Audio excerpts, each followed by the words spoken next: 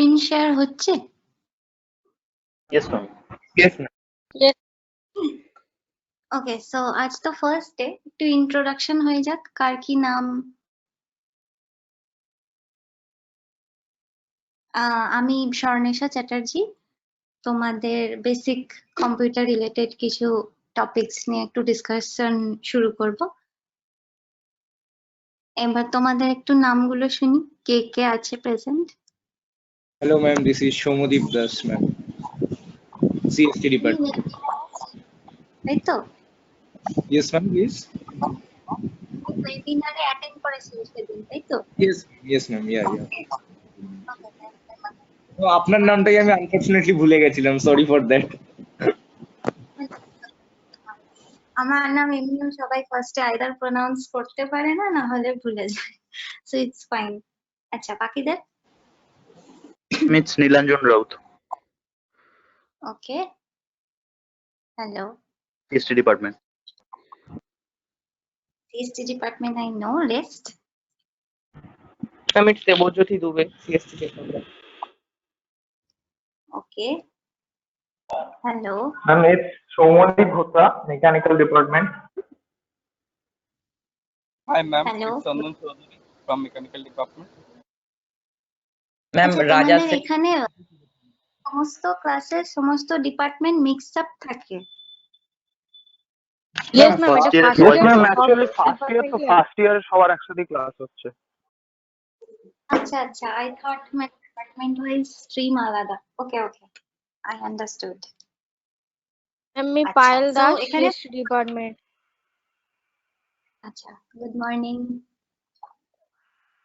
Good morning, ma'am. Anyone else? Good morning.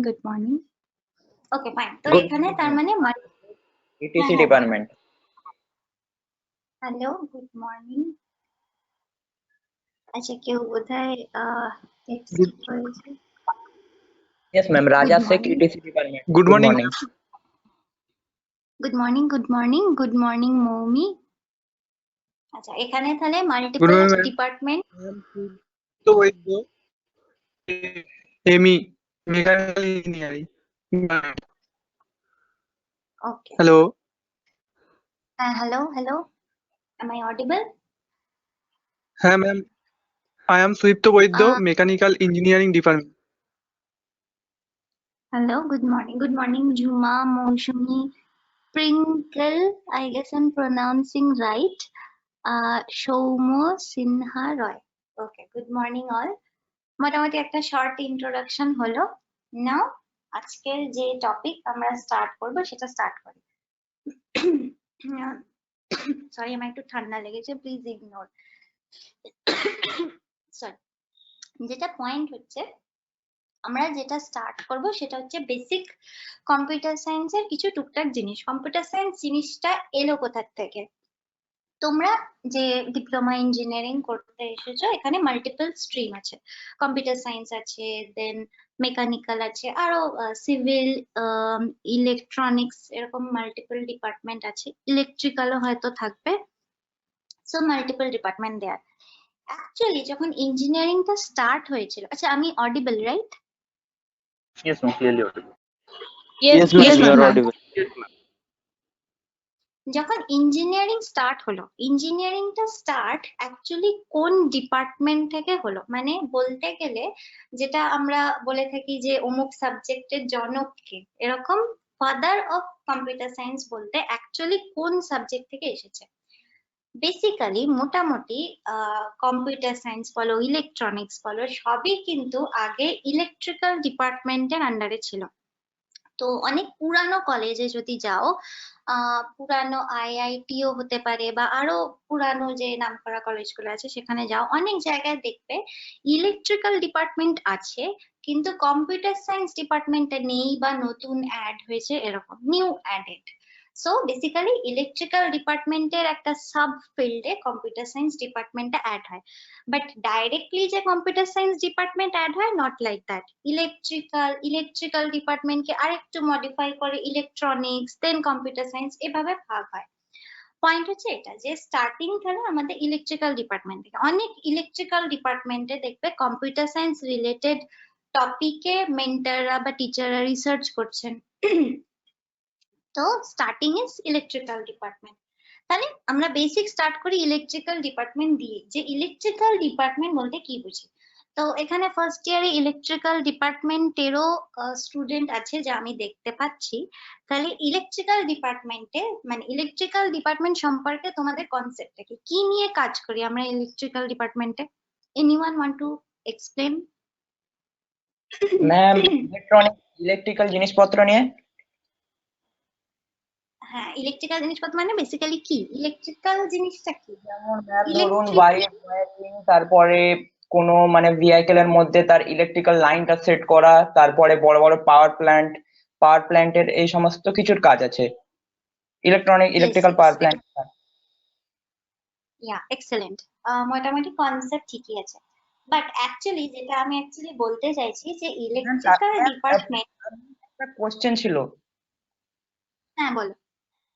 Ma'am আপনি যে বললেন যে প্রথম ইঞ্জিনিয়ারিং নাকি ইলেকট্রিক্যাল থেকে শুরু হয়েছে, কিন্তু ম্যাম আমি যতটা জানতাম যে মেকানিক্যাল নাকি সব থেকে ফার্স্ট ইঞ্জিনিয়ারিং বলা হয় মেকানিক্যালটাকে।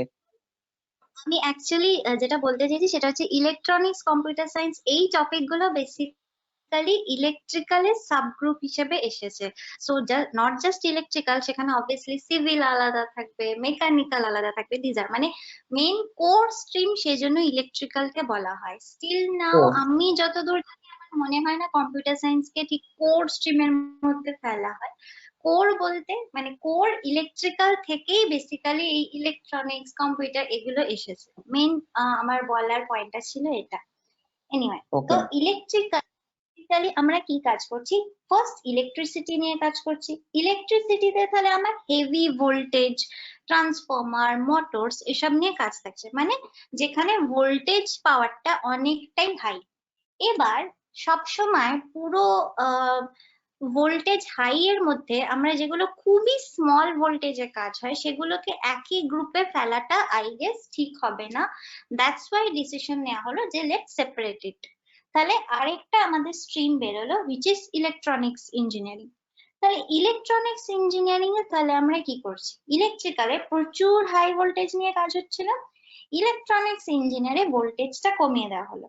ইলেকট্রনিক্স ইঞ্জিনিয়ারিং এ আমরা যে কাজটা করি সেগুলো লো ভোল্টেজ ডিভাইস, যেমন সে ডায়োড, তারপর মাল্টিপল ইলেকট্রনিক সার্কিট, ভিএলএসআই, এরকম মাল্টিপল জিনিস নিয়ে আমরা ইলেকট্রনিক্স এ কাজ করা শুরু করলাম। এবার ইলেকট্রনিক্স এর একটু ডিটেলসে যাই।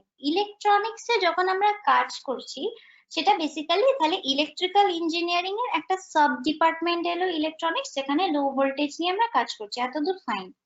এবার যখন ইলেকট্রনিক্স ইঞ্জিনিয়ারিং এ আমরা কাজ করতে এলাম, ইলেকট্রনিক সিস্টেমে হোয়াট উই নোটিসড যে জেনারেলি আমরা ইলেকট্রনিক সিস্টেমটাকে আবার দুটো পার্টে ভাগ করতে পারি। তাহলে ইলেকট্রনিক সিস্টেম এটাকে আবার আমরা দুটো পার্টে ভাগ করছি। One is analogue and the second part is digital. Analog system and digital system.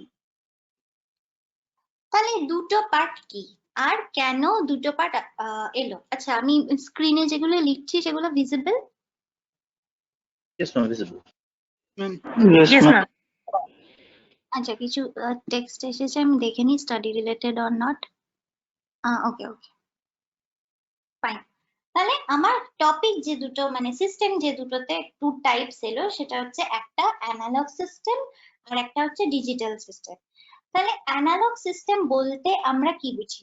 Analogue system হচ্ছে এমন একটা রিপ্রেজেন্টেশন সিস্টেম যেখানে আমরা কন্টিনিউয়াস সিগন্যাল বা কন্টিনিউয়াস ইনফরমেশন ফ্লো করছি, মানে প্রসেসটা ফুললি কন্টিনিউয়াস। কিন্তু কিরকম? তাহলে আমি অ্যানালগ যদি সিগন্যাল দেখতে চাই আমার প্রসেস কিরকম থাকে, এরকম। দিস ইজ অ্যানালগ সিগন্যাল, মানে প্রত্যেকটা এইটাকে তোমরা 11-12 যদি করে এসে থাকো, 11-12 এ আমরা ফিজিক্সে অনেক সময় ওই ল্যাবে গ্রাফ প্লট করতে হ্যাঁ, খুব টাইনি গ্রাফ ডিস্টেন্সে প্লট করতে হতো, যে একটা গ্রাফ যেটা আমরা আগে বড় এক ঘর ধরতাম সেটাকে আবার 10 ঘরে ডিভাইড করে, মানে যতটা শর্ট করা পসিবল। তাহলে প্রত্যেকটা টাইনি ডটে কিন্তু কিছু না কিছু ভ্যালু আমার আছে, দ্যাটস ওয়াই ইটস কন্টিনিউয়াস। কোথাও কিন্তু কোনো ব্রেক নেই, কোনো ইন্ডিভিজুয়াল পয়েন্ট হিসাবে এখানে ইনফরমেশন নেই। দ্য ইনফরমেশন বা সিগন্যাল পুরোটাই হচ্ছে কন্টিনিউয়াস। এবার এর রেসপেক্টে কিরকম, যেমন ধরো ইসিজি মেশিন বা রেডিও, এরকম মাল্টিপল জিনিস, তাহলে সেগুলো হচ্ছে আমার অ্যানালগ সিস্টেমের আন্ডারে। Now coming to digital. ডিজিটালে কি হচ্ছে, ডিজিটালে কিন্তু আমরা পুরো সিস্টেমটাকে একটা ফাইনাইট সিস্টেমে বা ফাইনাইট ডিসক্রিট ভ্যালুর মধ্যে দিয়ে রিপ্রেজেন্ট করি। কিরকম, এই সিস্টেমটা, এটা যদি আমার অ্যানালগ সিগন্যাল হয়, অ্যানালগ, তাহলে এটাকে যদি আমি ডিজিটাল করি, এর পয়েন্টটা কিরকম আসবে, এইভাবে। ইটস লাইক কোনো একটা পয়েন্ট হিসাবে আমার, মানে এই পয়েন্টটা ভ্যালু হচ্ছে সে 10, এই পুরো আপ টু দিস হচ্ছে 10, দেন এখান থেকে পুরো আবার 10 ঘর হচ্ছে সে -10। এইভাবে আমরা ডিসক্রিট হিসাবে ভ্যালু পুট করছি। এখানে যেমন তোমরা যদি পয়েন্ট হিসাবে না দেখো, এই যে স্লাইড এখানে স্লন্ট হচ্ছে গ্রাফটা, সেখানে কিন্তু ভ্যালু ডাইরেক্ট কোনো পুরো পয়েন্টে না হয় কিছু পয়েন্টের মাধ্যমে আসতে পারে, কিন্তু যখন আমি ডিজিটালে যাচ্ছি আমি দেখছি পুরো মানে ফুল ভ্যালু নিচ্ছি, একদম শার্প ভ্যালু, সে আইদার 10 হবে না হলে -10 হবে, এই পয়েন্টটা এক্স্যাক্টলি কোনো জায়গায় 0 আছে, সামথিং লাইক দ্যাট। মানে কি করলাম, পুরো সিস্টেমটাকে আমি ফাইনাইট সিকোয়েন্স অফ ডিসক্রিট ভ্যালুতে নিলাম। তাহলে ডিজিটালে কি করছি, finite sequence of discrete value or digit. That is what my digital is. আর অ্যানালগের ক্ষেত্রে কি ছিল, অ্যানালগে কন্টিনিউয়াস ভ্যালু ইউজ হতো, অ্যানালগের ক্ষেত্রে আমার ভ্যালু গুলো ছিল কন্টিনিউয়াস। ওকে, তাহলে এই হলো দুটো স্ট্রিম। নাও coming two real life example. Real লাইফে আমি এক্ষুনি দুটো এক্সাম্পল দিলাম, ইসিজি মেশিন হোক, রেডিও হোক, এরকম, সেগুলো ডিজিটালে আর অ্যানালগে। কারোর কোনো আইডিয়া আছে?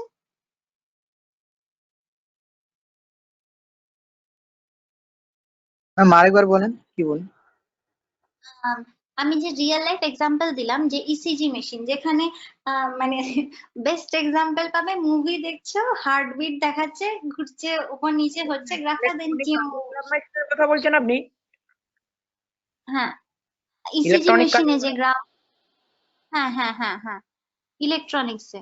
তাহলে ইসিজি মেশিন হোক বা রেডিওতে যে সিগন্যাল হচ্ছে, সেগুলো আমি বলতে চাইছি ডিজিটাল সিস্টেমের মধ্যে পড়ছে না অ্যানালগ সিস্টেমের মধ্যে পড়ছে? ম্যাম অ্যানালগে পড়ছে ওটা, রেডিওটা। ম্যাম অ্যানালগে ডিজিটাল সিস্টেম।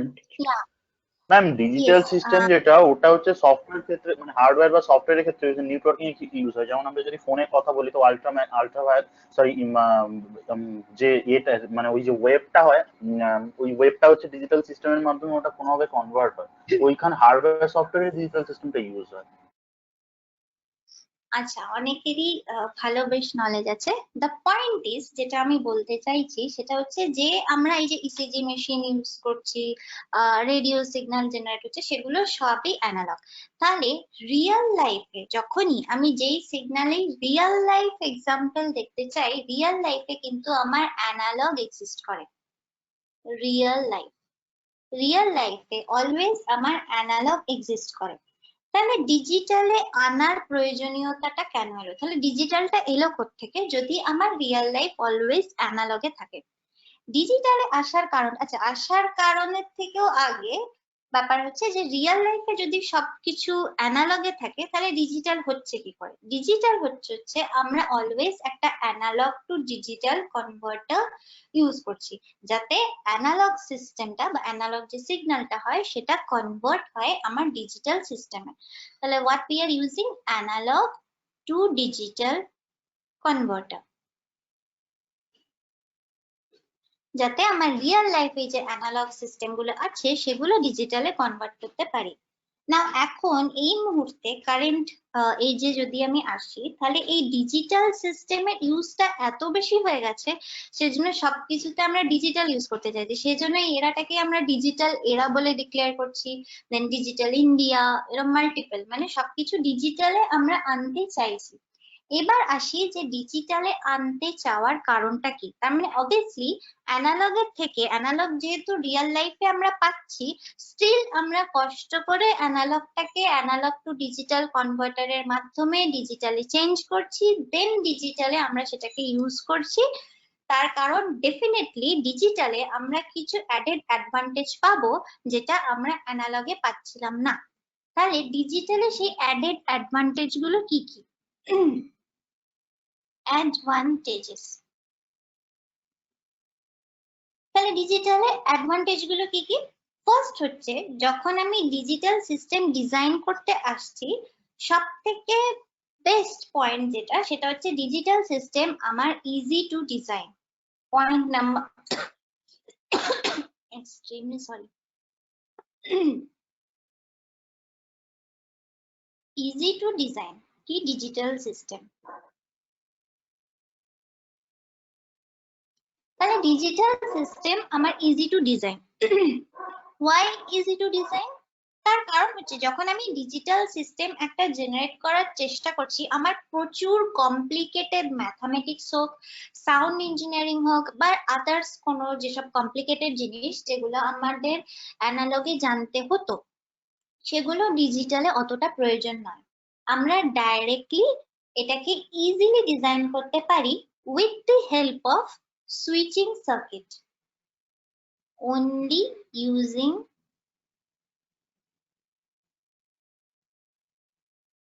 Switching circuit. আচ্ছা, সুইচিং সার্কিট কি তার বেসিক কম্পোনেন্ট, সেগুলো ওয়ান বাই ওয়ান আসবো। আগে সুইচিং সার্কিট বলতে বেসিক্যালি আমরা মাল্টিপল গেটস ইউজ করছি। তোমরা ল্যাবে গেলে সেগুলোরও রিয়েল লাইফ এক্সাম্পলে কাজ করতে হতে পারে, যখন তোমাদের ইলেকট্রনিক্স এর ল্যাব থাকবে সেখানে তোমরা বেসিক্যালি ইউজ করবে। কম্পিউটার সায়েন্স এর ল্যাবে কতটা কি থাকবে I am not sure, but electronics এর ল্যাবে ডেফিনেটলি থাকবে। তো সেখানে তোমরা ডাইরেক্ট গেট দিয়ে মাল্টিপল জিনিস ক্রিয়েশন, মাল্টিপ্লেক্সার, ডিমাল্টিপ্লেক্সার, এসব অনেক কিছু ক্রিয়েশন তোমরা শিখবে। ব্রেড প্রডিউস করা কিভাবে করতে হয়, এগুলো সব তোমাদের শেখানো হবে, মানে এথিক্যালি শেখানো কথা। এবার এই অনলাইনে কতদূর কি হবে I am not very sure, but সেগুলো তোমাদের ডেফিনেটলি আইডিয়া প্রোভাইড করা হবে। তাহলে ডিজিটাল সিস্টেম যেটা পয়েন্ট হচ্ছে ইজি টু ডিজাইন, তার কারণ আমাদের আদার্স খুব কমপ্লিকেটেড ম্যাথামেটিক্স হোক, সাউন্ড ইঞ্জিনিয়ারিং হোক, এসব আমাদের প্রয়োজন পড়ছে না। আমরা খুব simple short switching circuit use করে ডিজিটাল সিস্টেম বানাতে পারছি। নাম্বার টু অ্যাডভান্টেজ কি? যদি আমরা লং টাইমে কোনো ইনফরমেশন স্টোর করতে চাই বা প্রসেস করতে চাই, দ্যাট বিকেমস ভেরি ইজি। কারণ কি, সে আমি ধরো রেডিও সিগন্যালের কথাই বলি, বা কোনো একটা কন্টিনিউয়াস সিগন্যাল আসছে, সেই সিগন্যালটা কিন্তু কন্টিনিউয়াস, যেই মুহূর্তে ওই টাইমটা পার হয়ে গেল ওইখানে কি হয়েছিল সেটা কিন্তু আমি রিয়েলিটি ওভাবে পাচ্ছি না। কিন্তু যদি আমি ওই সিগন্যালটাকে ডিজিটালে কনভার্ট করি, তাহলে কোন পয়েন্টে কি ভ্যালু পেয়েছিলাম সেটা কিন্তু আমরা বলতে পারবো। তাহলে কি হচ্ছে, স্টোর যখন আমি করতে চাইছি ডেটাটা, স্টোরিং এর ক্ষেত্রে বা লং টাইম ইনফরমেশন প্রসেসের ক্ষেত্রে আমার কিন্তু digital signal is very much helpful than analogue. তাহলে দ্যাটস ওয়াই এখানে শর্টে আমি লিখে দিই কি, storage for long time, along with that কি আছে, information processing.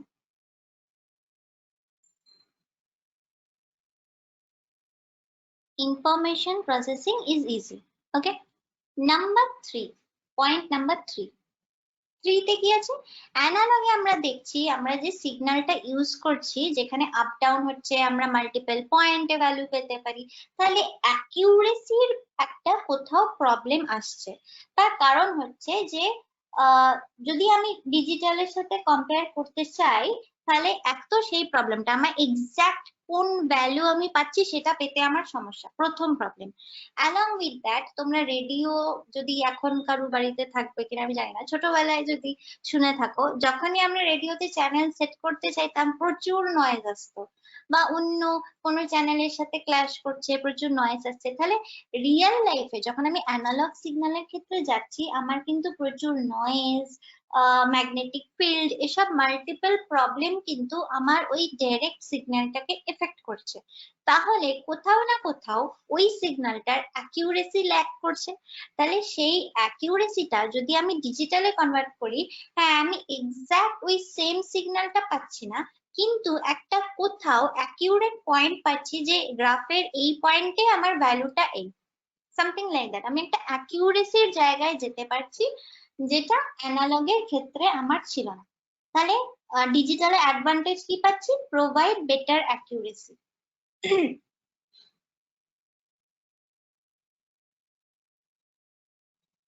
Provide better accuracy compared to analog.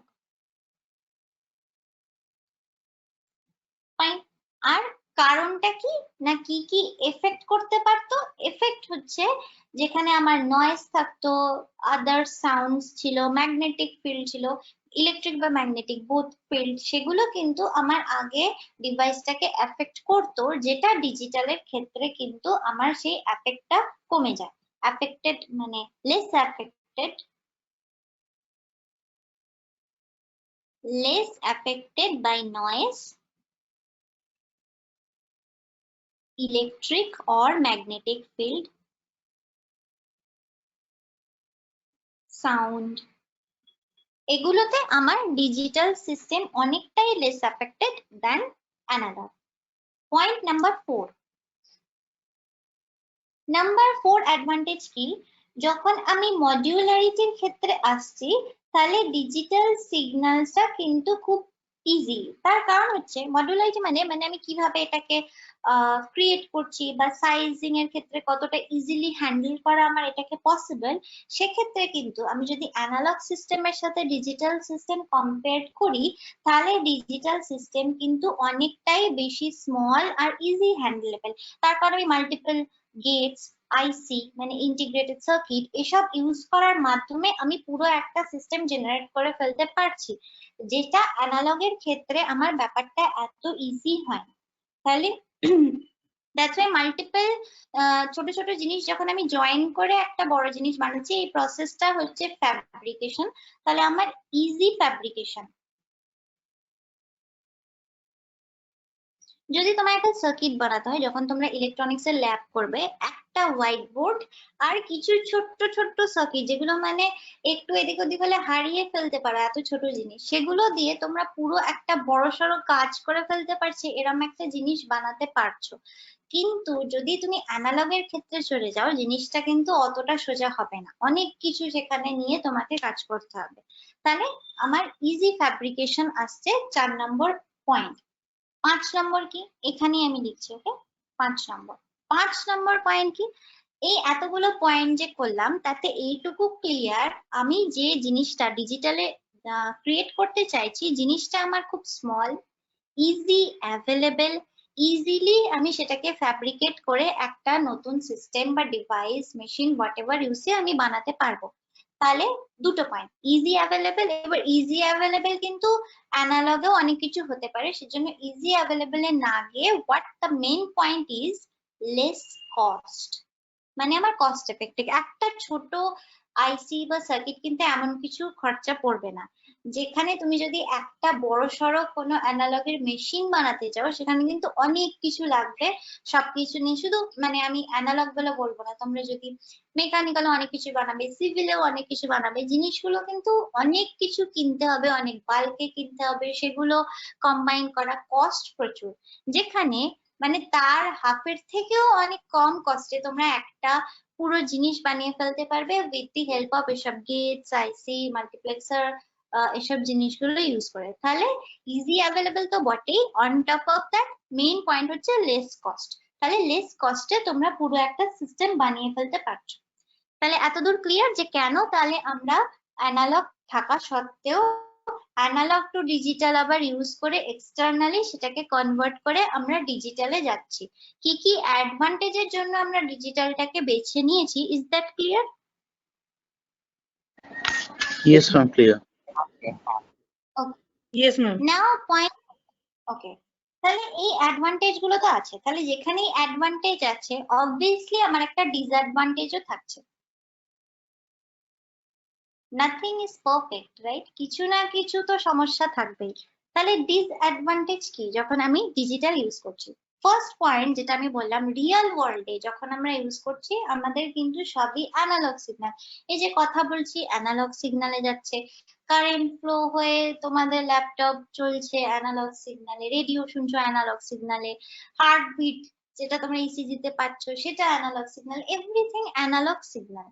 তাহলে এই যে রিয়েল ওয়ার্ল্ডে অ্যানালগ সিগন্যাল সেটা থাকা সত্ত্বেও আমাদের এক্সট্রা এফোর্ট দিতে হচ্ছে, আমরা এক্সট্রা হার্ডওয়্যার ইউজ করছি যার মাধ্যমে অ্যানালগ সিগন্যালটাকে আমরা ডিজিটালে কনভার্ট করছি, যেটার নাম হচ্ছে অ্যানালগ টু ডিজিটাল কনভার্টার। তাহলে কি রিয়েল ওয়ার্ল্ডে অ্যাভেলেবল হচ্ছে অ্যানালগ সিগন্যাল, স্টিল আমরা বাইরে থেকে একটা এক্সট্রা হার্ডওয়্যার প্রোভাইড করছি যেটার নাম হচ্ছে অ্যানালগ টু ডিজিটাল কনভার্টার। সেটা ইউজ করে আমরা অ্যানালগটাকে ডিজিটালে কনভার্ট করছি। তাহলে আমার অলরেডি যেটা আছে সেটার উপর আমাকে এক্সট্রা এফোর্ট মারতে হচ্ছে সেটাকে ডিজিটালে নিয়ে আসার জন্য। প্রচুর অ্যাডভান্টেজ আছে কিন্তু এটা হচ্ছে আমার সেখানে ডিসঅ্যাডভান্টেজ। নাও কনক্লুশন কি, এত যে অ্যাডভান্টেজ আমি ডিজিটালে পাচ্ছি যেগুলো আমার অ্যানালগে সমস্যা ছিল, সেই প্রত্যেকটা অ্যাডভান্টেজের উপর বেস করে এভরিডে লাইফে কারেন্টলি আমাদের কিন্তু ডিজিটাল প্ল্যাটফর্ম অনেক বেশি। দ্যাটস ওয়াই পুরো এরাটাকেই আমরা ডিজিটাল এজ বলে ডিক্লেয়ার করি। ইন্ডাস্ট্রি হোক বা আদার্স ক্ষেত্রেও আমরা কিন্তু এই মুহূর্তে ডিজিটাল সিস্টেমই বেশি ইউজ করছি দেন অ্যানালগ। এবার আচ্ছা, এতদূর ক্লিয়ার? পুরো প্রসেসটা কোথা থেকে বেসিক্যালি আমার কম্পিউটার সায়েন্স ইলেকট্রনিক্স এগুলো এলো, তার বেসিক কি, কোনখান থেকে এই জিনিসটা থট প্রসেস প্রথম জেনারেট হলো, এই সব জিনিসগুলো clear basic? Clear, but I had a question. হ্যাঁ বলো। মানে ডিজিটাল সিস্টেমের এত অ্যাডভান্টেজেস আছে, ডিসঅ্যাডভান্টেজেসটা সেটা আমাদের চোখেই মানে এতটা নেগলিজেবল, এতটাই অ্যাডভান্টেজেস ডিজিটাল সিস্টেমে। তো তাহলে ইসিজি এত ইম্পর্টেন্ট একটা জিনিস মানে পুরোপুরি আমাদের মানে আমাদের ওয়ার্ল্ডের ক্ষেত্রে, রিয়েল ওয়ার্ল্ডের ক্ষেত্রে, তো ওখানে কেন এখন স্টিল ওরা ওই স্টাক আপ হয়ে আছে অ্যানালগ সিস্টেমে, কেন ওরা শিফট করছে না ডিজিটাল সিস্টেমে? পয়েন্ট ইজ, যখন তোমরা ইসিজি দেখছো হার্টবিটটাকে আই ডোন্ট নো যদি এভাবে প্রডিউস করা হয় ব্যাপারটা কিরম হবে। তার কারণ অলওয়েজ কিন্তু কন্টিনিউয়াস, যেই মুহূর্তে স্ট্রেট লাইনে পড়লো একটা কিন্তু সাংঘাতিক কাণ্ড ঘটতে পারে। তো এই পয়েন্টটাকে আমরা তাহলে কি বলে জেনারেট করবো, এই পয়েন্টটা কি আছে? তো আই গেস এই সমস্ত প্রবলেমের জন্যই ওরা এখনো ওই রিস্কটা নিতে পারছে না যে ইসিজি তে সিগন্যালটাকে ওরা ডিজিটালে কনভার্ট করে দেখাবে। ওকে আচ্ছা আচ্ছা, ওকে। ওকে আচ্ছা, নেক্সট আসা যাক তাহলে ডিজিটাল সিস্টেমটা এবার কি সেটা আমি স্টার্ট করি। Digital system, digital system basically কোথা থেকে এলো? কনসেপ্টটা কোথা থেকে এলো?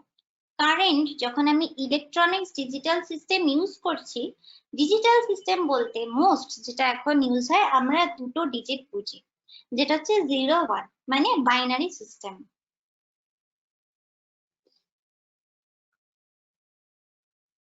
ডিজিটাল মানে just binary, it's not like that. Point হচ্ছে কারেন্ট যখন মোস্ট প্রেজেন্ট ডেটে আমি ইলেকট্রনিক ডিজিটাল সিস্টেম ইউজ করছি, সব থেকে বেশি যেটার উপর আমরা ডিপেন্ডেন্ট সেটা হচ্ছে দুটো ডিসক্রিট ভ্যালু 0 1 1, যে সিস্টেমটা হচ্ছে বাইনারি সিস্টেম।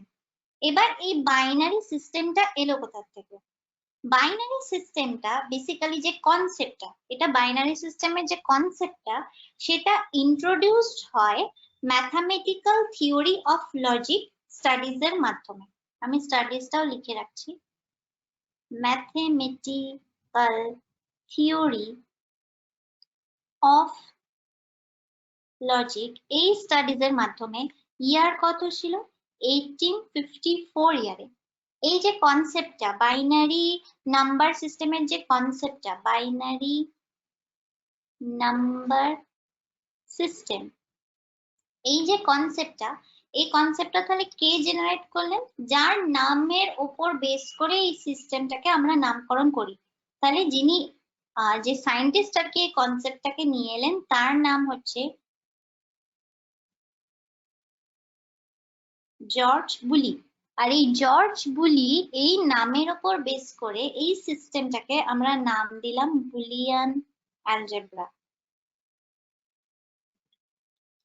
তাহলে এখান থেকে ফার্স্ট আমার ডিজিটাল সিস্টেম এলো। তাহলে অ্যাকচুয়ালি আমি দেখতে পাচ্ছি যে জর্জ বুলি বেসিক্যালি একটা কনসেপ্ট নিয়ে এলেন ডিজিটাল সিস্টেমের উপর। তাহলে টেকনিক্যালি জর্জ বুলিকে আমাদের ফাদার অফ ডিজিটাল সিস্টেম বলা উচিত, কিন্তু বেসিক্যালি মানে এই স্টাডিজটা আরো ফেমাস হয় যখন ক্লড শ্যানন এটার উপর কাজ শুরু করেন। আমি আচ্ছা এই স্লাইডটা সবার লেখা হয়ে গেছে, তাহলে আমি নেক্সট স্লাইডে যাব।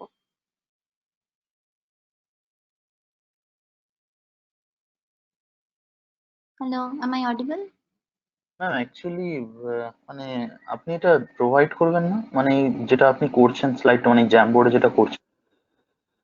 আচ্ছা, জ্যামবোর্ডটা তোমাদের সেন্ড করা হয়? মানে অ্যাকচুয়ালি আমাদের স্টাডি ম্যাটেরিয়াল সেন্ড করে দেওয়া হয় আর কি।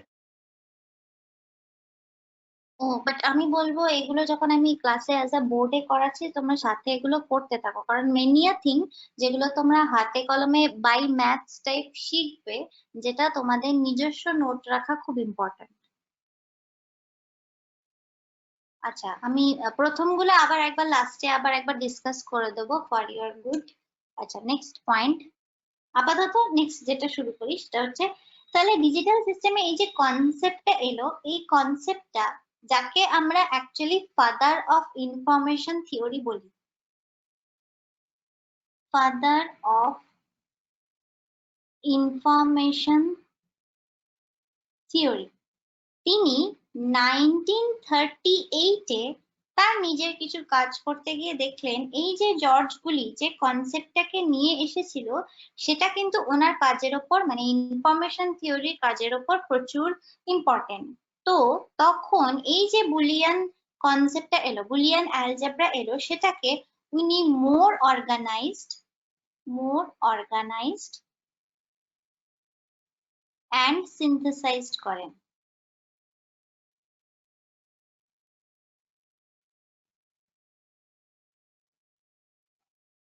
সিস্টেমেটিক ওয়েতে নিয়ে আসেন। বুলিয়ান লজিকের যে কনসেপ্টটা জর্জ বুলি প্রোভাইড করেছিলেন সেই মুহূর্তে অতটা ফেমাস না হলেও উনি কিন্তু 1854-এ প্রোভাইড করেছিলেন। তাহলে সেটা ফেমাসিটি গেইন করে বেসিক্যালি কবে? 1938-এ যখন, আচ্ছা আমি নামটা জাস্ট বলেছিলাম, লিখেও দিই, Claude Shannon, SAJNNON, Claude Shannon. তিনি যখন তার ইনফরমেশন থিওরিতে কাজ করছেন, তিনি তখন এই বুলিয়ান সিস্টেম বা বুলিয়ান লজিকটা ইউজ করেন, যেটা 1938-এ যখন উনি ইউজ করেন, উনি তখন দেখলেন যে অলরেডি এক্সিস্টেন্স একটা কনসেপ্ট আছে আমার কাছে which is বুলিয়ান অ্যালজেব্রা, সেটা যদি আমি মোর অর্গানাইজড বা সিনথেসাইজড সিস্টেমেটিক ওয়েতে আমার প্রজেক্টে ইউজ করতে পারি, দেন আমার এক্সট্রা যে খাটনিটা করতে হতো একটা নতুন কিছু জেনারেট করার জন্য সেটা লাগে না, অলরেডি এক্সিস্টিং একটা কনসেপ্টের ওপরই আমি কাজটা করতে পারি। তো এনাকে, ক্লড শ্যাননকে আমরা ফাদার অফ ইনফরমেশন থিওরি বলি। ইনি অ্যাকচুয়ালি বেসিক্যালি এই ডিজিটাল সিস্টেমটা আরো ফেমাস জায়গায় নিয়ে আসেন। নেক্সট, আরো যদি আরেকটু পরে যাওয়ার পরে বা সেম টাইম দিয়ে, এটা হচ্ছে 1938, তো 1936-এ আরেকজন খুব ফেমাস, মানে সমস্ত চাঁদের হাট ওই একই টাইম দিয়ে হয়েছিল, আরেকজন ফেমাস সায়েন্টিস্ট বলতে পারো, তিনি এসেছিলেন তিনি টিউরিং মেশিন নিয়ে একটা কাজ শুরু করেন। টিউরিং মেশিন, আচ্ছা যারা কম্পিউটার সায়েন্সে আছো হয়তো ফিউচারে তোমরা থিওরি অফ কম্পিউটেশন মানে অটোমাটা দেন আরো মানে কম্পাইলার এসব যখন পড়বে, থিওরি অফ কম্পিউটেশনে একটা কনসেপ্ট তোমরা পড়বে Turing machine. Turing machine ma'am Alan Turing যে করেছিল সেটা? Exactly, excellent. তাহলে অ্যালেন টিউরিং 1936 এ একটা কনসেপ্ট নিয়ে আসেন টিউরিং মেশিন। সেটাও কিন্তু বেসড অন এই বুলিয়ান সিস্টেমের উপর, বাট যেখানে টুইস্ট আছে সেটা হচ্ছে 1936 এ উনি এই যে কনসেপ্টটা নিয়ে এলেন টিউরিং মেশিন, এখনো পর্যন্ত গোটা দুনিয়ায় কোনো একটা সিঙ্গেল প্রবলেম নেই যেটা টিউরিং মেশিন সলভ করতে পারে না। তুমি যে কোনো সুপার কম্পিউটারের জায়গায় চলে যাও, যে কোনো হিউম্যান মানে আমরা ফেল করে যেতে পারো, কম্পিউটার ফেল করে যেতে পারবে, বাট টিউরিং মেশিন কিন্তু যে কোনো প্রবলেম সলভ করার জায়গা। দ্যাটস ওয়াই সেই টাইমে যদি সুপার কম্পিউটার হিসেবে কিছু বলা হয় তখন আমরা টিউরিং মেশিনকে কনসিডার করতাম, স্টিল নাও করি, যে টিউরিং মেশিন সেই টাইমে উনি এমন একটা মেশিন আবিষ্কার করলেন যেটা যে কোনো প্রবলেম সলভ করার ক্ষেত্রে এখনো পর্যন্ত মানে নাম্বার ওয়ান। টিউরিং মেশিনকে বেটার মডিফিকেশনের জায়গায় কিন্তু এখনো কেউ যেতে পারেনি। যে সে যাই হোক না কেন, টিউরিং মেশিনে আমরা একটা মানে মেমোরির জন্য এক্সট্রা কিছু ইউজ করতে পারি, যেমন পিডিএ তে আমরা আরো স্ট্যাক ইউজ করে টিউরিং মেশিনের দিকে এগিয়ে গেছিলাম, কিন্তু পিডিএ মানে পুশ ডাউন অটোমাটা, সেটাও আরেকটা মেশিন, ওকে, কিন্তু টিউরিং মেশিনের বিলো লেভেলে। দেন টিউরিং মেশিনে কিন্তু আমরা এখনো টিউরিং মেশিনের সাথে এগুলো যোগ করে টিউরিং মেশিনকে আরো এক্সেলেন্ট বানিয়ে ফেলবো, এরকম জায়গায় কিন্তু স্টিল নাও আমরা যেতে পারি। তাহলে সেই সময় 1936 এ অ্যালেন টিউরিং তিনি এই কনসেপ্টটা নিয়ে আসেন। বেসিক্যালি ওটাকে আমরা চার্চ টিউরিং থিসিস বলে জানি, আরেকজন সায়েন্টিস্ট ওনার সাথে থাকবেন। এই কনসেপ্টটার উপর বেস করে যে টিউরিং মেশিন এলো, সেইটা থেকেই এখন কম্পিউটারের যে থিওরিটিক্যাল মডেল আছে সেই ideal theoretical model of computer provide করা হয়। আমি নামটা এখানে লিখে দিচ্ছি,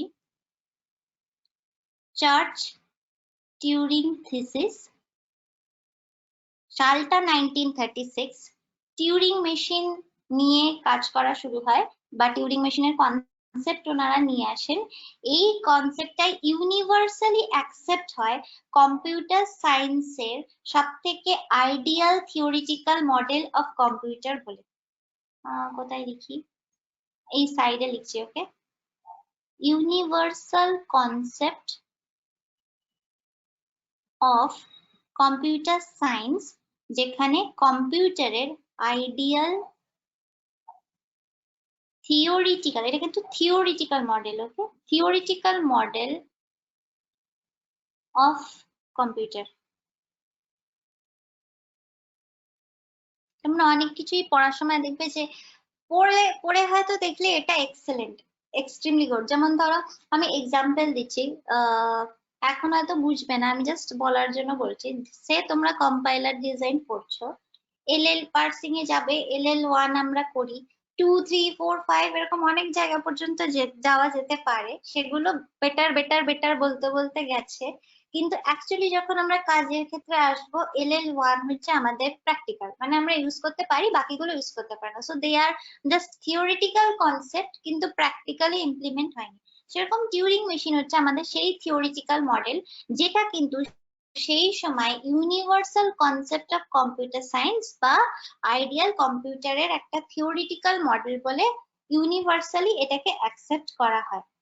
তাহলে এই হলো আমাদের টিউরিং মেশিন পর্যন্ত পুরো গল্প। এতদূর ক্লিয়ার?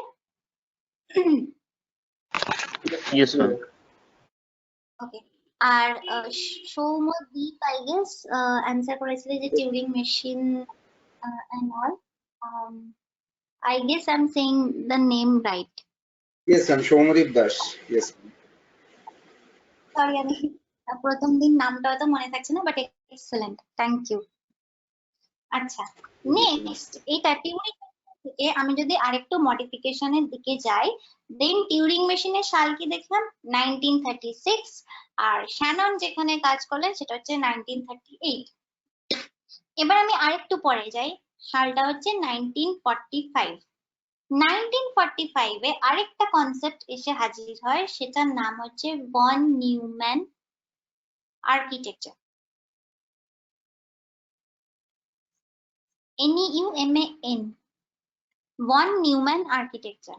তাহলে আমরা কম্পিউটারের একটা থিওরিটিক্যাল মডেল দেখলাম, এবার কম্পিউটারের যে থিওরিটিক্যাল আর্কিটেকচারটা যেটা, সেটা বেসিক্যালি এই ভন নিউম্যান আর্কিটেকচারের মধ্যে দিয়ে আসে। কিভাবে? এখানে মাল্টিপল স্মল কম্পোনেন্টস আমার এই ভন নিউম্যান আর্কিটেকচারের মধ্যে আছে। একটা হচ্ছে প্রসেসিং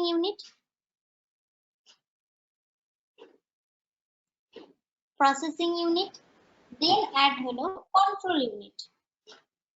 মেমোরি ইউনিটও থাকে আলাদা করে। হ্যাঁ, সবই আমি যাচ্ছি one by one. Excellent. Third পয়েন্টই অ্যাকচুয়ালি মেমোরি ইউনিট বা মেমোরি নাম্বার 4। আচ্ছা, তোমার 11-12 তে কম্পিউটার সায়েন্স রিলেটেড কোনো সাবজেক্ট ছিল, অর ইউ আর জাস্ট এমনি? ম্যাম আমি অ্যাকচুয়ালি ক্লাস 8 থেকে আমি আইসিএসসি স্কুলে যেহেতু পড়তাম, আমি জাভা শিখে আসছি, তো জাভা নিয়ে আমি কিছু প্রজেক্টও করেছি, আর জাভার উপরে আমি এক্সপার্ট, মানে একটু আধটু আর কি প্রোগ্রাম পারি আর কি, তো ওই কারণে একটু কনসেপ্ট আছে আর কি। ওকে, আচ্ছা, থার্ড পয়েন্ট ওয়াজ মেমোরি। নাম্বার 4 হচ্ছে এক্সটার্নাল মাস স্টোরেজ, মানে যেগুলো আমরা বাইরের থেকে স্টোরিং এর জন্য ইউজ করছি, external mass storage. And number 5 কি? ইনপুট আউটপুট ডিভাইস, যেটা আমরা কম্পিউটার সিস্টেমে, আমি আইও ডিভাইস লিখে দিলাম, আইও ডিভাইস বা মেশিনস, যেগুলো আমরা কম্পিউটার সিস্টেমে ইউজ করি। না, এগুলো হচ্ছে পয়েন্ট। এই পয়েন্ট গুলোর উপর বেস করে আমার আর্কিটেকচারটা কিরকম দেখতে হয়। আচ্ছা, এগুলো তোমরা সাথে যদি লিখতে থাকো খুব ভালো হয়, অন দা টাইম তোমাদের প্রিপারেশনটা হতে থাকবে। আমি সাইডেই এখানে ছোট করে আঁকার চেষ্টা করছি, যাতে এক্ষুনি আমার স্লাইড চেঞ্জ করতে না হয়। এখানে ফার্স্ট উপরে আমার থাকে হচ্ছে সেন্ট্রাল প্রসেসিং ইউনিট। এই সেন্ট্রাল প্রসেসিং ইউনিটের মধ্যে আমার control unit and arithmetic logic unit, ALU, both থাকে। অ্যারিথমেটিক লজিক ইউনিট বেসিক্যালি তোমার যে সমস্ত অ্যারিথমেটিক লজিক্যাল যে সমস্ত কাজগুলো কম্পিউটারে কাজ করার সময় ইউজ হবে, সেগুলো basically arithmetic logic unit. Control ইউনিটের ক্ষেত্রে যে সমস্ত কন্ট্রোল সিগন্যাল গুলো ইউজ করছো, মানে যেখানে ইনস্ট্রাকশন রেজিস্টার থাকবে, প্রোগ্রাম কাউন্টার থাকবে। আচ্ছা, এগুলো যখন তোমরা আর্কিটেকচার বা অপারেটিং সিস্টেমেরও একটা নেক্সট লেভেলে যাবে, সেখানে তোমাদের এগুলো সবই থাকবে, মানে জানতে হবে যে কাউন্টার রেজিস্টার কি হবে, রেজিস্টারে কিভাবে প্রোগ্রাম কাউন্টার, এই সবগুলো তোমাদের সেই সময় শিখতে হবে, জানতে হবে। আপাতত আমি একটা বেসিক কনসেপ্ট দিচ্ছি, যে যেখানে তোমার ওই প্রসেস রেজিস্টার, মানে কোন জায়গায় রেজিস্টার ইউজ হচ্ছে, সেটা কোন প্রসেসে এখানে কাজ হবে, এই ধরনের যে সমস্ত জিনিসগুলো, সেগুলো কন্ট্রোল ইউনিটের মধ্যে। ALU তে তোমার যে কোনো যে অ্যারিথমেটিক লজিক যে রিলেটেড যে কাজগুলো, সেগুলো ALU তে। এর মধ্যেই থাকছে আমার মেমোরি ইউনিট, যেটার সাথে এটা বা মানে বোথ ওয়েতে বাই সাইড কানেক্ট থাকবে। আরেকটা থাকছে আমার কি ইনপুট ডিভাইস অ্যান্ড সাথে একটা অবভিয়াসলি ইনপুট দিলে আমি একটা আউটপুট ডিভাইস পাবো। তাহলে this two, input device and output device. তাহলে আমার ওভারঅল আর্কিটেকচারটা কি দাঁড়ালো? আমার মেইনলি এই পয়েন্টগুলো রাখতে হবে, যেটা উনি সাজেস্ট করেন আর্কিটেকচারের মধ্যে। অন টপ অফ দ্যাট আমি এটার অ্যাকচুয়ালি আর্কিটেকচার মানে একটা রিপ্রেজেন্টেশনটা কিরকম হবে, প্রসেসিং ইউনিট যখন আমি ইউজ করছি, তার মধ্যে পুরোটা এই control unit, arithmetic logic unit, এই জিনিসগুলো থাকবে। মেমোরি ইউনিট একটা থাকছেই, মানে যখন আমি কাজটা ইনস্ট্যান্ট রান করাচ্ছি, প্রসেসটা আমার ইনস্ট্যান্ট রান হচ্ছে, সেই মুহূর্তে জিনিসটা কোথায় থাকছে? মেমোরি ইউনিটের মধ্যে। তাহলে মেমোরির মধ্যে জিনিসটা ফেচ হলো, দেন মেমোরির মধ্যে জিনিসটা প্রসেস হচ্ছে, ফাইনালি প্রসেস হয়ে যে আউটপুটটা যাবে, সেটা আউটপুটে গেল। বা ইনপুট, এখানে সিপিইউ ইনপুট নিয়ে সেখানে তোমার, এখানেও যখন ওএসএ যাবে তোমরা মাল্টিপল জিনিস দেখবে, যে ব্যাচ প্রসেস, দেন স্পুলিং। সেখানে কনসেপ্টটা হচ্ছে এই যে মাল্টিপল প্রসেস আমাদের সিপিইউ এর মধ্যে এন্টার করছে, কম্পিউটারে আসছে, সেই প্রসেস গুলোর মধ্যে কোনটা কিভাবে ফেচ করা। আমরা তো র্যান্ডম যা খুশি নিয়ে কাজ করতে পারি না, তাহলে আমাদের অপারেটিং সিস্টেমের উপর বেস করে কোন প্রসেসটা আমি কোন টাইমে রান করাবো, কোনটা এই মুহূর্তে রান করানো আমার বেশি ইম্পর্টেন্ট ওভার আদার প্রসেস। আমরা বাইরে থেকে জিনিসগুলো খুব ফাস্ট ফিল করি, তা সত্ত্বেও যদি মানে 2-3 সেকেন্ড লেট হয় আমরা খুব ইরিটেট ফিল করি যে এখনো হচ্ছে না, বুটিং হচ্ছে, এসব বলে মাল্টিপল কমপ্লেন করি। কিন্তু বাই দ্যাট টাইম হয়তো কম্পিউটারে তখন সে 100 খানা মাল্টিপল কাজ হয়তো হচ্ছে, তার মধ্যে তুমি একটার আউটপুট 2 সেকেন্ড লেট হচ্ছে বলে তুমি মানে অস্থির হয়ে যাচ্ছ, এরকম ধরনের প্রসেস হয়। ইটস নট লাইক ইউ, মানে আমারও হয়েছে, আমিও কমপ্লেন করি। তো এই যে 100টা, তার মধ্যে কোনটা এই মুহূর্তে আমাকে রান করাতে হবে, কোন প্রসেসটা এই মুহূর্তেই আমার ইম্পর্টেন্ট, সেই সব কনসেপ্ট গুলো এরকম মাল্টিপল, আমরা ব্যাচ ওয়েসে যাই, স্কুলিং এ যাই, আরো মাল্টিপল থাকবে, সেগুলো শিখবে ওয়েসে ধীরে ধীরে। থোড়া বহুত পরের দিকের ক্লাসে হয়তো আইডিয়া শেয়ার করব যে জিনিসগুলো কি হয়। তো সেরকম ভাবে ফেচ হয় মেন মেমোরিতে। অ্যাকচুয়ালি আমার কাজটা হলো, ফাইনালি আমি আউটপুট পেলাম। অ্যাকচুয়ালি কনসেপ্টটা হচ্ছে এটা। আচ্ছা, এতদূর ক্লিয়ার? আর আশা করি তোমরা এটা নোট ডাউন করা স্টার্ট করেছো। Yes ma'am. Okay okay. Next point হচ্ছে যেটা আমার অ্যাকচুয়ালি আজকের ক্লাসের মোটো, সেটা হচ্ছে ডিজিটাল সিস্টেম সম্পর্কে আমরা একটু ইন্ট্রোডাকশনে যাব। ডিজিটাল সিস্টেমে আমরা দুটো লজিক লেভেল ইউজ করি। ডিজিটাল সিস্টেম, এখানে আমরা দুটো types of two logic level use করি। তাহলে digital system have to logic levels. কি লজিক লেভেল? একটা হচ্ছে যেটা lower voltage level, lower voltage level. Anyone have any idea আমি এখানে কি বলতে যাচ্ছি? লোয়ার ভোল্টেজ লেভেল মানে কি? ম্যাম এটা লোয়ার ভোল্টেজ লেভেল মানে ম্যাম আপনি 0 কে রিপ্রেজেন্ট করছেন, আর হায়ার ভোল্টেজ লেভেল মানে 1। Exactly, excellent. লোয়ার ভোল্টেজ লেভেলকে আমরা basically logic low or logic zero বলি।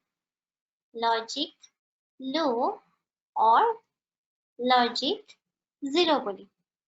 লজিক লো আর লজিক জিরো কিভাবে, এটাকে আমরা রিপ্রেজেন্ট করছি। অ্যাকচুয়ালি কনসেপ্টটা হচ্ছে লজিক লো বা লজিক জিরো, সেটাকে যেভাবে আমরা রিপ্রেজেন্ট করছি, রিপ্রেজেন্টেশনটা করি উইথ ডিজিট জিরো।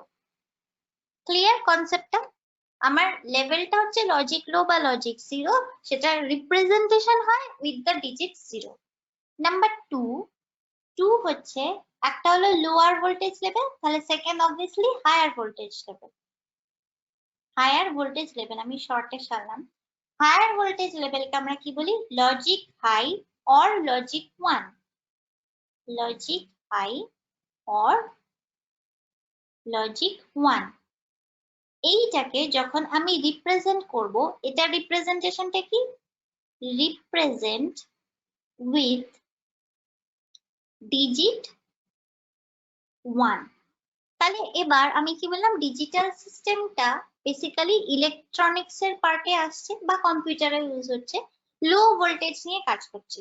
তাহলে লোয়ার ভোল্টেজ মানে কি আমার ভোল্টেজ জিরো, আর হায়ার ভোল্টেজ মানে কি voltage one. Is that true? No.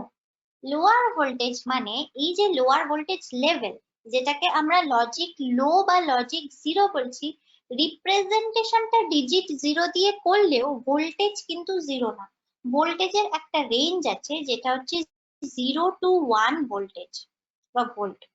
যখন হায়ার ভোল্টেজের ক্ষেত্রে আসছি, এটাকে আমরা রিপ্রেজেন্ট করছি with digit 1, but that doesn't mean যে আমার হায়ার ভোল্টেজ লেভেলে ভোল্টেজ হচ্ছে 1। হায়ার ভোল্টেজ লেভেলে ভোল্টেজ যেটা আমরা মানে নরমালি ধরে থাকি, সেটা হচ্ছে 3.5 to 5 ভোল্ট।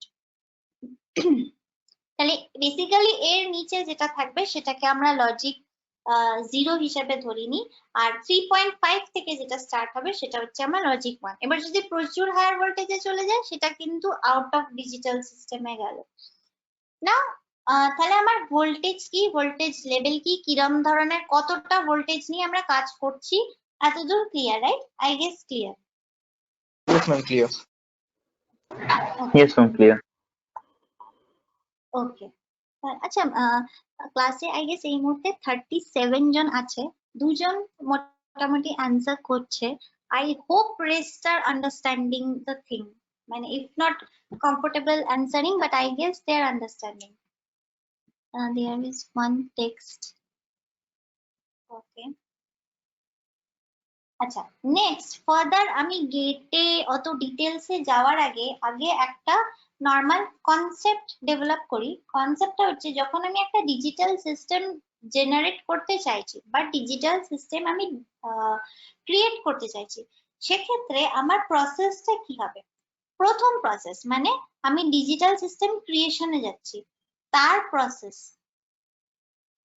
কি, প্রথম প্রসেস যেটা হবে সেটা হচ্ছে কোন প্রবলেমের জন্য আমি এটা বানাচ্ছি, সেই প্রবলেম স্টেটমেন্টটা আমার কাছে খুব ক্লিয়ার হওয়া উচিত, যে we need to understand the problem very clearly, যে অ্যাকচুয়ালি কোন সিস্টেমের জন্য আমরা এই ডিজিটাল সিস্টেমটা বানাচ্ছি। তাহলে আন্ডারস্ট্যান্ডিং দ্য প্রবলেম,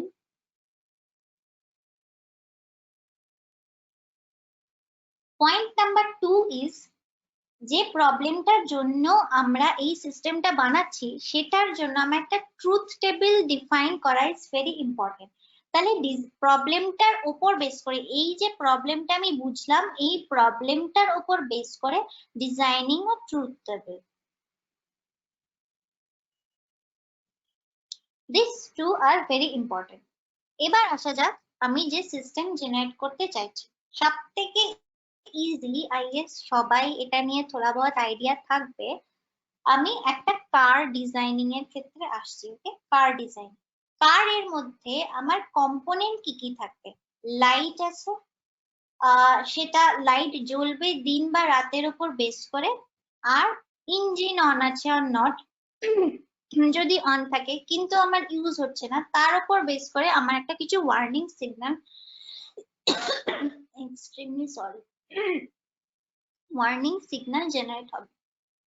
সরি, তাহলে আমার কম্পোনেন্ট গুলো কি কি। ফার্স্ট কম্পোনেন্ট হচ্ছে লাইট, আমি কার জেনারেশনের কথা বলছি, লাইট। সেকেন্ড কম্পোনেশন, ডে টাইমটা কি, ডে অর নাইট। থার্ড হচ্ছে যে ইঞ্জিনটা আছে, ইঞ্জিন সেটা on or not. Fourth point warning, আমি শর্টে লিখলাম। ওয়ার্নিং কেন, তাহলে আমার প্রবলেমটা কিরকম হবে, যদি ডে টাইমে আমার কারের লাইট 1 মানে কারের লাইট অন আছে, তাহলে আমার একটা ওয়ার্নিং শো হবে যে ওকে তোমার কারের লাইট অন আছে, you must switch it off. এটা একটা প্রবলেম হতে পারে।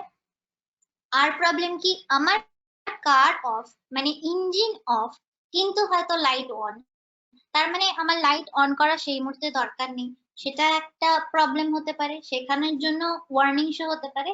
সো লাইক দিস, এইভাবে আমরা পুরো জিনিসটা ডিজাইন করব কার ডিজাইনিং এর ক্ষেত্রে, যে আমাদের ট্রুথ টেবিলটা কি হবে। ওকে, তাহলে ফার্স্ট আমি ধরছি বেসিক যেটা আমরা ধরি, লাইট 0 মানে লাইট জ্বলছে না, ডে 0 মানে সে দিনের বেলা 0, ইঞ্জিন অফ, তাহলে আমার ওয়ার্নিং এর দরকার নেই, no warning. Next light off, light জ্বলছে না, দিনের বেলা আছে কিন্তু ইঞ্জিন অন, তাহলে আমি ইউজ করছি না, সে আমি ধরলাম আমি এটাকে ওয়ার্নিং বলে শো করলাম। আচ্ছা, 0তে আচ্ছা ওকে ফাইন, 1 বলে ধরলাম। নেক্সট বলছি আমি দিনের বেলা আছে, লাইট ইউজ করছি না, দ্যাটস ফাইন। দিনের বেলা আছে, লাইট ইউজ করছি না, দ্যাটস ফাইন। কিন্তু একটা ক্ষেত্রে আমার ইঞ্জিন অফ, সেখানে আমার কোনো প্রবলেম নেই। সেকেন্ড হচ্ছে আমার ইঞ্জিন অন, কিন্তু আমার জিরোর ক্ষেত্রে ধরি আমি ডে টাইম, 1 এর ক্ষেত্রে ধরছি আমি নাইট। তাহলে নাইটের ক্ষেত্রে আমার ইঞ্জিন অন কিন্তু লাইট অফ, তাহলে অবভিয়াসলি অ্যাক্সিডেন্টের একটা প্রবণতা থাকতে পারে। তুমি হেডলাইট কেন অন করনি, সামনে কেউ এসে গেলে অবভিয়াসলি অ্যাক্সিডেন্ট হবে, তাহলে আমি ওয়ার্নিং 1 শো করলাম। এইভাবে বেসিক্যালি আমার প্রসেসটা পুরো জেনারেট হয়, যে আমাকে লজিকটা ভাবতে হবে যে আমি কোনটা ডিজাইন করতে চাইছি, তার উপর বেস করে আমি কি কি ক্রিয়েট করব, সেখানে আমি পুরো কনসেপ্টটা নেব। সে আমি পুরো প্রপার ডিফাইন করছি, 1 হচ্ছে আমার ডে, 0 বলছি আমি নাইট। ওকে, তাহলে আচ্ছা এই হিসাবে যদি আমি ডিজাইন করি তাহলে আমার 1 মানে ডে, ডেতে লাইট নেই, ইঞ্জিন অন আছে, তাহলে আমার ওয়ার্নিং এর দরকার নেই, 0। নেক্সট পয়েন্টে আসছি, 0 তার মানে নাইট আছে, নাইট আছে মানে অবভিয়াসলি আমার লাইট অন করা দরকার। ওকে, লাইট অন আছে, ইঞ্জিন অফ তার মানে গাড়ি আমার চলছে না, বিনা গাড়ি চালিয়ে আমি অন করে রাখছি, তার মানে আমি রিসোর্স ওয়েস্ট করছি সিম্পলি, তাহলে 1 ওয়ার্নিং শো হবে।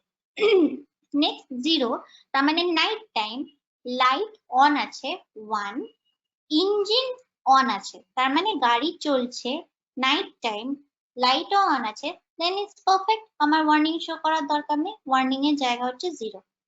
নেক্সট ফার্দার পয়েন্টে আসছি, 1 মানে ডে টাইম, ডে টাইমে বোথ ক্ষেত্রে সে আমি লাইট জ্বালিয়ে রেখেছি, একটা ইঞ্জিন চলছে না, ইঞ্জিন 0, সেক্ষেত্রেও আমার প্রবলেম 1, তখন গাড়ি চলছে না, দিনের বেলা আমার আলো জ্বালিয়ে রাখার কোনো দরকারই নেই, ওয়ার্নিং 1। গাড়ি চলছে, ইঞ্জিন 1 তার মানে ইঞ্জিন ইজ অন, গাড়ি চলছে, কিন্তু দিনের বেলা, 1 মানে ডে বলেছি, দিনের বেলা, কিন্তু লাইট 1 মানে লাইট জ্বলছে, দিনের বেলা আমার লাইট জ্বালিয়ে রাখার কোনো কারণই নেই, তাহলে আমি ওয়ার্নিং অবভিয়াসলি শো করব, আমার ওয়ার্নিং হচ্ছে 1। ক্লিয়ার কিভাবে আমার পুরো কনসেপ্টটা, প্রবলেমটা বুঝতে হচ্ছে, তার উপর বেস করে আমি ট্রুথ টেবিলটা ডিজাইন করছি। তাহলে আমার প্রসেসটা কি ছিল, আচ্ছা এটা এখানে তোমাদের বুঝে বুঝে করতে হচ্ছে। নর্মালি আমরা যখন করি কিভাবে করি, যখন আমি ডিজাইন করি 00011011 এভাবে লিখি, 00011011, ওয়ার্নিংটা তো আমি ডিসাইড করব, দ্যাটস ওয়াই এটার কোনো মানে ফ্লো থাকছে না। লাইটের ক্ষেত্রে যখন 3টে হচ্ছে, ফার্স্ট চার ইজ 0, লাস্ট চার ইজ 1, মানে আমার প্যাটার্নটা কি থাকছে 00011011, যখন আমি দুটোর ক্ষেত্রে ইউজ করছি। যখনই 3টে হবে, 3 মানে 2 টু দি পাওয়ার 3, তার মানে 8টা ভ্যালু আমাকে আনতে হবে, এখানে গুণে দেখো 4 + 4, 8টা ভ্যালু আছে। তাহলে এগেইন সেকেন্ড রোতে 00011011, ফার্স্ট চারটের প্রথম ভ্যালু নিয়েছিলাম 0, পরের চারটের ভ্যালু নিলাম 1। এবার ওয়ার্নিংটা আমি সেই হিসেবে জেনারেট করব, যে ওয়ার্নিং আমার কি হবে, আমি স্পেসিফিক্যালি ডিফাইন করে দিয়েছি, 1 মানে ডে, 0 মিন্স নাইট, তাহলে আর ইঞ্জিন 01 মানে 0 হলে অফ, 1 হলে অন, এরকম লাইট 0 হলে অফ, 1 হলে অন, তাহলে engine 0, day time, light off, আমার কোনো ওয়ার্নিং এর দরকার নেই, ফাইন। ইঞ্জিন চলছে মানে গাড়ি অন, 0 মানে আমি ডে টাইমে আছি, সরি 0 মানে নাইট টাইমে আছি, লাইট অফ তার মানে অবভিয়াসলি আমার অ্যাক্সিডেন্টের প্রবণতা, আমি ওয়ার্নিং 1 শো করলাম। Engine of 1 means day time, light off আছে, ফাইন, তাহলে আমার কোনো এররের দরকার নেই, মানে ওয়ার্নিং এর দরকার নেই। ইঞ্জিন 1, গাড়ি চলছে, ডে টাইমের ভ্যালু কি আছে 1, মানে it's day time, light off, obviously আমার কোনো ওয়ার্নিং এর দরকার নেই, 0। ইঞ্জিন 0, ইঞ্জিন অফ, গাড়ি বন্ধ, 0 মানে নাইট টাইম, কিন্তু লাইট জ্বলছে, তাহলে বিনা কারণে আমার লাইট জ্বালানোর, সেটা আমি রিসোর্স ওয়েস্ট, তাহলে আমি ওয়ার্নিং 1 হিসেবে শো করলাম। ইঞ্জিন 1 মানে গাড়ি অন, ডে টাইমের ভ্যালু হচ্ছে 0, মানে নাইট টাইম, লাইট জ্বলছে, লাইট 1, তাহলে আমার অবভিয়াসলি কোনো ওয়ার্নিং এর ব্যাপার নেই, ইটস 0। ইঞ্জিন 0, গাড়ি অফ, ডে এর ভ্যালু হচ্ছে 1, which means it's day time, light এর ভ্যালু 1, মানে লাইট অন, ডে টাইমে আমার লাইট অন রাখা, ইঞ্জিন অন থাক বা অফ থাক, বোথ ক্ষেত্রে আমার ডে টাইমে লাইট অন রাখার কোনো দরকার নেই, that's why it's showing warning 1। Same engine 1 মানে গাড়ি অন, ডে এর ভ্যালুতে 1, তার মানে it's day time, light on, যেটা আমি বললাম যে লাইট অন, ডে টাইমে গাড়ি অফ থাক বা অন থাক, আমার ডে টাইমে গাড়িতে লাইট জ্বালানোর দরকার নেই, তাহলে বোথ ক্ষেত্রে ও ওয়ার্নিং শো করছে 1। তাহলে কিভাবে আমি প্রবলেমটা আন্ডারস্ট্যান্ড করছি আর কিভাবে সেটাকে ইমপ্লিমেন্ট করছি, সেই প্রসেসটা clear? Yes, ma'am, clear. Yes, ma'am. আচ্ছা, এই ট্রুথ টেবিলের উপর বেস করেই কিন্তু এখন যেমন এটা কনসেপ্ট শুনে থাকবে, আমরা সেলফ ড্রাইভিং কার এখন ডিজাইনিং এ যাচ্ছি। মানে মেশিন লার্নিং, এআই এসবের ওপর কাজ হচ্ছে, ডিপ লার্নিং আরো বেসিক্যালি মেশিন লার্নিং থেকেও আরো ফার্দারে গেলে ডিপ লার্নিং, যেখানে আমার যে ডেটা সেটের ওপর আমি ট্রেন করব সেই ডেটা সেটের পরিমাণটা প্রচুর পরিমাণে থাকবে, সেজন্য এটাকে বলছি ডিপ লার্নিং। তো যখন আমরা এসব সেলফ ডিজাইনিং কারের ক্ষেত্রে যাচ্ছি, সেখানে কিন্তু প্রচুর এই ওয়ার্নিং ব্যাপারটা থাকে প্রচুর। আচ্ছা, আমি অডিবল? নেটওয়ার্ক ইস্যু দেখাচ্ছে। Yes, ma'am, audible. Yes, ma'am. কার সেলফ ডিজাইনিং বা সেলফ ড্রাইভিং কারে যখন যাচ্ছি, এই ওয়ার্নিং এর কনসেপ্টটা কিন্তু খুব ইম্পর্টেন্ট। তার কারণ এই ধরনের জিনিসগুলো, এগুলো কিন্তু কার নিজের থেকে ওয়ার্নিং শো করছে। ইনফ্যাক্ট এখনকার দিনে নর্মাল কারেও তুমি দেখতে পাবে যে ব্যাক করার সময় পিছনে আর একটা গাড়ি এসে গেছে বা পিছনে কেউ দাঁড়িয়ে আছে, ও কিন্তু সিগন্যাল জেনারেট করছে পিপি করে যে পিছনে কেউ আছে, so you can't go further back. তো সেক্ষেত্রে এই ধরনের এগুলো কিন্তু পুরোটা এআই এর ওপর কাজ হচ্ছে, বাট কনসেপ্টটা কিন্তু এটা। ও বেসিক্যালি সেন্সরের মাধ্যমে সেন্স করছে যে গাড়ির পিছনে আইদার গাড়ি হোক বা কোনো ক্রিয়েচার হোক, কিছু একটা আছে, সো উই কান মুভ ফার্দার। তার মানে কনসেপ্টটা কি, যে পিছনে কেউ আছে, 0 আর 1। ইয়েস হলে 1, কেউ নেই ইট মিন 0। তাহলে আমি গাড়ি পিছোচ্ছি, ইঞ্জিন অন, তার মানে ইয়েস আমি গাড়ি পিছোচ্ছি। নেক্সট কি হচ্ছে, তাহলে অবভিয়াসলি আমার এখানে ওয়ার্নিং শো করতে হবে, আদারওয়াইজ কারে অ্যাক্সিডেন্ট হতে পারে। তাহলে ওয়ার্নিং এর জায়গায় 1। কনসেপ্টটা কিন্তু এটা বেসিক। এই সমস্ত কনসেপ্ট থেকে সবকিছুই অলরেডি এক্সিস্টেন্ট ছিল, কিন্তু কিভাবে কোন প্যাটার্নে কোনটার পর কোনটা ইউজ হবে, দ্যাট উই ডিডন্ট নিউ। সেগুলো কিন্তু এই ধরনের বেসিক 1 by 1 কনসেপ্ট থেকে ধীরে ধীরে ফার্দার ইমপ্রুভ করতে করতে আজকে আমরা এই লেভেলে এসেছি, যেখানে আমরা সেলফ ড্রাইভিং কারের কথা পর্যন্ত ভাবতে পারছি। ওকে, তাহলে এতদূর পর্যন্ত কনসেপ্টটা clear? Yes, ma'am, clear. Yes, ma'am. Next point আমরা আরেকটা যেটা জিনিস দেখবো, এইখানেও একটা জিনিস তোমরা আইডিয়া করতে পারো। আমি অন এর ক্ষেত্রে বললাম অন মানে 1, অফ এর ক্ষেত্রে বললাম 0। ওকে, যেটা আমরা যদি কে ম্যাপ পরের দিন আরেকটু ডিটেইলে এক্সপ্লেনেশনে যাব, কে ম্যাপ কি। যখন কে ম্যাপের ক্ষেত্রে যাচ্ছি তখন আমরা দুটো জিনিস ইউজ করি, ধরো এ আর এ বার। 1 এর ক্ষেত্রে এ লিখলাম, 0 এর ক্ষেত্রে এ বার।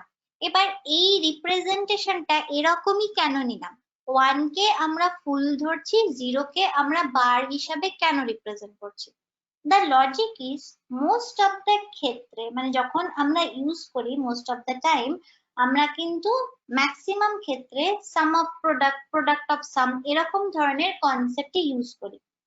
ওকে, যেটা আমরা মোস্ট ইউজ করি সেটা হচ্ছে সাম অফ প্রোডাক্টের ক্ষেত্রে।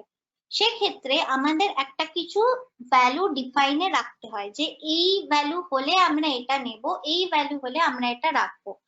মোস্ট অফ দ্য টাইম আমাদের মেশিন কিন্তু 1 রিমেম্বার করতে পারে, রিমেম্বার 1 রিমেম্বার করতে পারে, কিন্তু 0 রিমেম্বার করতে পারে না। 0 দে ডোন্ট রিমেম্বার।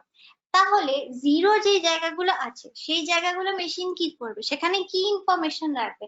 মানে এটা যে 0 সেটা দেওয়ার জন্য তো ওকে কিছু একটা ভ্যালু মনে রাখতে হবে, যে ওকে এই পজিশনে ভ্যালুটা 0।